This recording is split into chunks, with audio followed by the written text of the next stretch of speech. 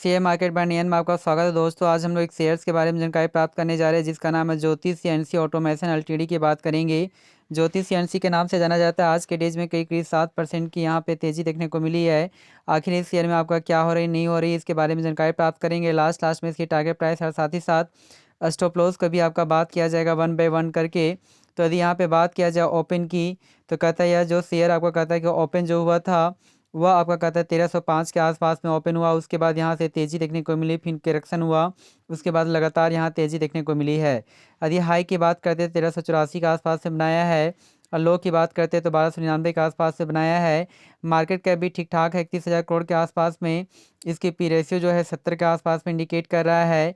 यह कंपनी लाभांश भी आपका प्रस्तुत करती है, लेकिन लाभांश का डाटा यहाँ पे नहीं दिया गया है।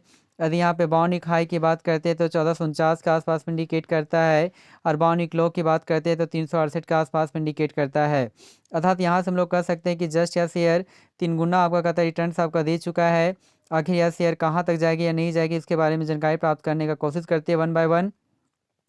तो यहाँ पे 5 डेज के डाटा को चेक किया जाए तो कुल मिलाकर कहता है कि 5 दिनों में जो आपका रिटर्न्स देता है कुल मिलाकर 4% के आसपास में इंडिकेट कर रहा है। एक टाइम में यह शेयर कहता है कि 1320-30 के आसपास में था, यहाँ से आपका करेक्शन बरकरार रहा, उसके बाद लगातार यहाँ से तेज़ी आपको देखने को मिल रही है। यदि एक मंथ के डाटा को चेक किया जाए तो एक मंथ में जो आपका रिटर्न्स देता है 26% के आसपास में।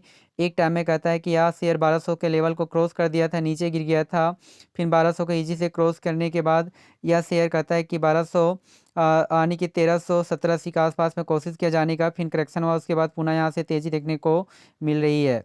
यदि 6 मंथ के डाटा को चेक किया जाए तो 6 मंथ में कुल मिलाकर 12% के आसपास में रिटर्न्स दिया है।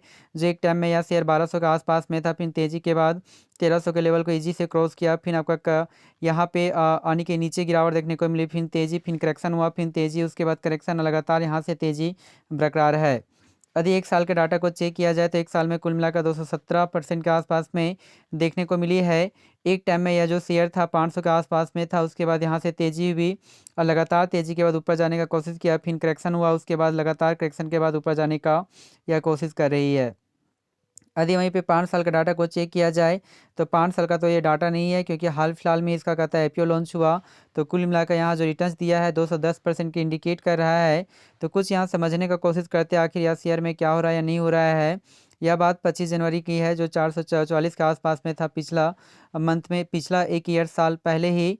जो कुल मिलाकर यहाँ जो रिटर्न्स दिया है, यहाँ से हम लोग कह सकते हैं कि जस्ट आपका 3 गुना के आसपास में आपका रिटर्न्स आपका दे चुका है।